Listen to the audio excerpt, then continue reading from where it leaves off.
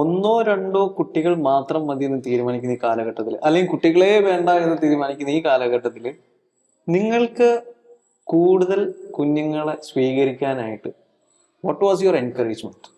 ഞങ്ങളുടെ pre marriage course ഒരുമിച്ച് ചെയ്ത ആ സമയത്ത് തന്നെ എന്തിനാണ് നിങ്ങൾ കല്യാണം കഴിക്കുന്നത് എന്നൊരു ചോദ്യം അച്ഛൻ ചോദിച്ചു. എനിക്കൊരു ഉത്തരം ഉണ്ടായിരുന്നു, ഞാനൊരു അപ്പനാകാനാണ് കല്യാണം കഴിക്കുന്നത് എന്നുള്ളത്. അപ്പൊ എനിക്കൊരു അപ്പനാവും പറ്റാവുന്ന അത്രയും മക്കളുടെ അപ്പനാവണം എന്നുള്ളൊരു ആഗ്രഹം അന്നേ ഉണ്ടായിരുന്നു. ഇതേ ആഗ്രഹം തന്നെ എനിക്കും ഉണ്ടായിരുന്നു. അപ്പൊ ഞങ്ങൾ രണ്ടുപേരും രണ്ടുപേരുടെ ഒരു ഒരേ തരത്തിൽ ഒരേ വേവ് ലെങ്തിൽ വന്ന ഒരു പ്രധാനപ്പെട്ട കാര്യം ഇതായിരുന്നു. കൂടുതൽ കുഞ്ഞുങ്ങൾ വേണമെന്നുള്ളൊരു ആഗ്രഹം. രണ്ടുപേരും ഒരേ ചിന്താഗതിയാണ് ഈ ഒരു കാര്യത്തിൽ. അപ്പോൾ എന്നെ സംബന്ധിച്ചിടത്തോളം ഞാൻ ചിന്തിച്ചത്, നമുക്ക് ലോകത്തിന് സമ്മാനിക്കാൻ പറ്റുന്ന, ലോകത്തിന് എന്തെങ്കിലും മാറ്റം വരുത്തണമെന്ന് നമ്മൾ ആഗ്രഹിക്കുന്നുണ്ടെങ്കിൽ അത് ചെയ്യാൻ പറ്റുന്ന ഏറ്റവും നല്ല കാര്യം എന്ന് പറയുന്നത് നല്ല കുറച്ച് കുഞ്ഞുങ്ങളെ, നല്ല സമൂഹത്തെ ഇമ്പാക്ട് ചെയ്യാൻ പറ്റുന്ന നല്ല കുറച്ച് വ്യക്തികളെ സമൂഹത്തിന് സമ്മാനിക്കുക എന്നുള്ളതാണ്. അപ്പോൾ വ്യക്തികളുടെ സമ്മാനിക്കണമെങ്കിൽ വ്യക്തികളുടെ ഫോർമേഷൻ അങ്ങനെ വെൽ ഫോംഡ് ആയിട്ടുള്ള കുട്ടികൾ ഉണ്ടാവണം. അപ്പോൾ നമുക്ക് ഒരു ഡിസ്ഫങ്ഷണൽ ഫാമിലി, ഞാൻ ശരിക്കും വരുന്ന ഒരു ഡിസ്ഫങ്ഷണൽ ഫാമിലി.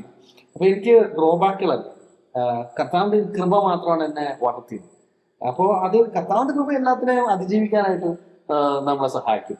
അത് തീർച്ചയായിട്ടും എങ്ങനെ ഒരു ബാക്ക്ഗ്രൗണ്ട് നമ്മൾ വന്നാലും നമ്മളെ കർത്താവിൽ നമ്മൾ എത്തിക്കഴിഞ്ഞാൽ തമ്പുരാൻ ബിൽഡ് ചെയ്യും. പക്ഷെ എനിക്ക് തിരിച്ചറിഞ്ഞ ഒരു കാര്യം, എന്റെ കുടുംബത്തിൽ ഞാൻ പഠിച്ചൊരു കാര്യം, വളരെയധികം കുഞ്ഞുങ്ങളെ ശ്രദ്ധിക്കേണ്ട ഒരു ആവശ്യകതയുണ്ട്. കുഞ്ഞുങ്ങളെ വളർത്തി, അപ്പൊ ഞാൻ തീരുമാനിച്ചത് അങ്ങനെയാണ്, കുഞ്ഞുങ്ങളെ നല്ലൊരു ഫോർമേഷൻ നടത്തി കുഞ്ഞുങ്ങളെ ഒരു സമൂഹത്തിന് സമ്മാനിക്കണം എന്നുള്ള ഒരു ആഗ്രഹം ഉണ്ടായിരുന്നു.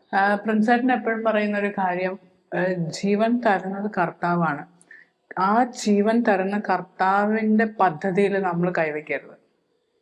നമ്മൾ പലപ്പോഴും ഇത്ര കുട്ടികൾ മതി, അല്ലെങ്കിൽ ഓക്കെ ഇപ്പൊ ഇത് മതി, ഇപ്പൊ ഇത് വേണ്ട എന്ന് വയ്ക്കുമ്പോൾ കർത്താവിന്റെ ഒരു പ്ലാനിലാണ്. അല്ലെങ്കിൽ മാരേജ് എന്ന് പറയുന്നത് തന്നെ സ്നേഹിക്കാനും കുഞ്ഞുങ്ങൾക്ക് ജന്മം കൊടുക്കാനും ഉള്ളതാണ്.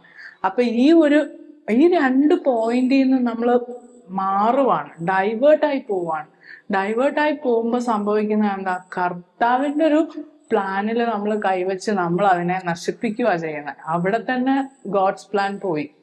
അപ്പം ശരിക്കും അങ്ങനെ വരുന്ന സമയത്ത് അൾട്ടിമേറ്റ് പാരന്റൽ ലവും പോയി. അവിടെ തന്നെ രണ്ടും പൊളിഞ്ഞു എന്നുള്ളതാണ്. അപ്പൊ തന്നെ തീരുമാനിച്ചു, ഇനി അങ്ങനെ എന്തെങ്കിലും ചെയ്യുന്ന സമയത്ത് തന്നെ നമുക്ക് ഫീൽ ചെയ്യും കർത്താവ് ഇത് ആഗ്രഹിക്കുന്നില്ല എന്നുള്ളതും കർത്താവ് ഞങ്ങളെ മനസ്സിലാക്കി തരും, പഠിപ്പിച്ചു തരും.